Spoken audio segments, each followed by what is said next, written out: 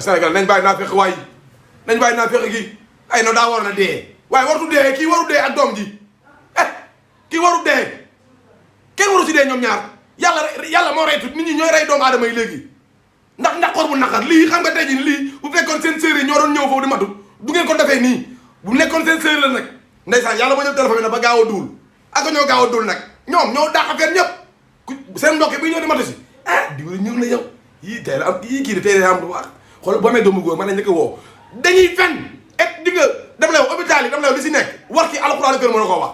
am na ñoo xam ne naqar moo rey biir hôpital naqar am ñoo xam ne da ngay ñëw sax yor manqué 100 francs ñu ne boo matalul machine bi du ko jël lan mooy machine bi du ko jël mais yow xanaa mënoo ne suuba ngoon amoo ku fa ñëw mais la 100 francs wala mais la junni di nga gis koo xam ne tey day ñëw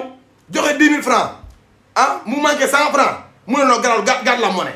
mais xanaa yow mënoo jël 100 francs sax xaalis yow dimbali ko mais déet duñ ko def de dañ naan non va chercher monnaie va chercher monnaie def nañ ma ko hôpital Saint-Louis def nañ ma ko ma ñëw yor 10 000 francs ordonnance bi dellu xaw ma 7 000 xaw ma 8 000 ñaata femme bi dama yoru weccet hôpital li muy dugal par jour ëpp na ay millions ani millions fi mu dugg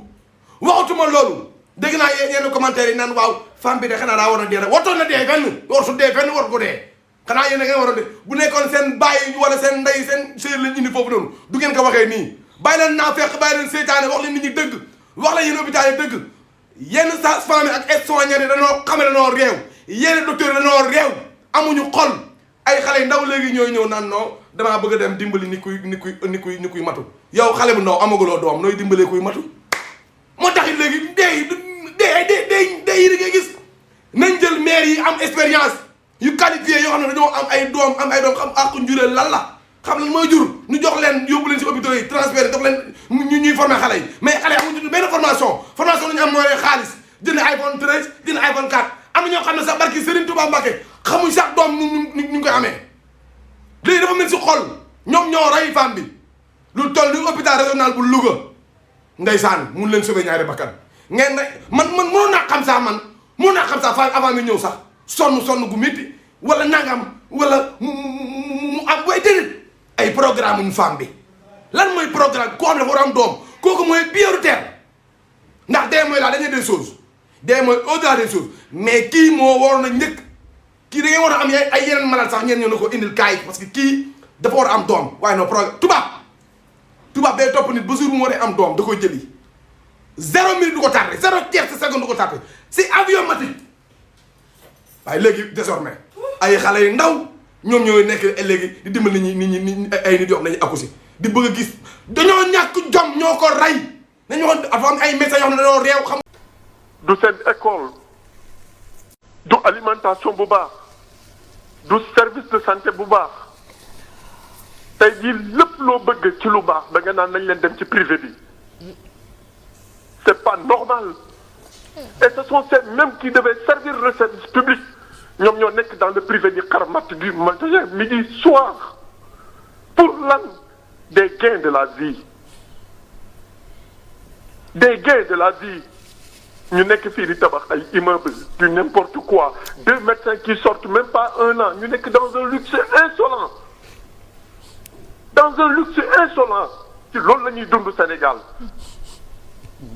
comment on peut être dans une société qui se nomme le Sénégal dans un pays qui se nomme le Sénégal à l'état actuel pour nga faju benn vaccin pour nga am ko c'est un problème vaccin de prévention pour que nga am benn prise en charge médicale bu normal c'est un problème et on se dit dañuy nekk sur la voie de l'émergence il est bon de créer des structures il est bon de construire il est bon de faire mais sans une conscience professionnelle ce n'est que ruine de l'âme il ne faut pas que ñu ragal wax dëgg mooy mujj il faut qu'on assure le strict minimum dans les bas-fonds du Sénégal demal à Sédhiou demal à Kolda où il n'y a pas un seul gynécologue ngeen bëgg nit ñi du ñu dee foofu dinañu dee tant qu'on continue à penser que le luxe c'est Dakar tant qu'on continue à faire croire que c'est Dakar la vie tant qu'on continue à investir à Dakar au détriment des régions lii la ñuy jël il faut qu'on repense notre système suñu hôpitaux yi boo demee ce qui est le plus élémentaire mooy le service d'accueil nga yegg si ñu ne la dal ak jàmm fan nga bëgg a dem demal ci hôpitaux yi ma main sur le très saint Coran ci weeru koor la ñu ne yàlla bu ma fanaan tu n'as même pas un interlocuteur fiable nga jógee fa dem dans nos urgences c'est des mouroirs qu'on est en train de créer en longueur de journée. Pape Sidi, il faut qu'on repense notre système. Il faut qu'on repense notre système de santé. Il faut qu'on repense. Et que l'homme, nous savons que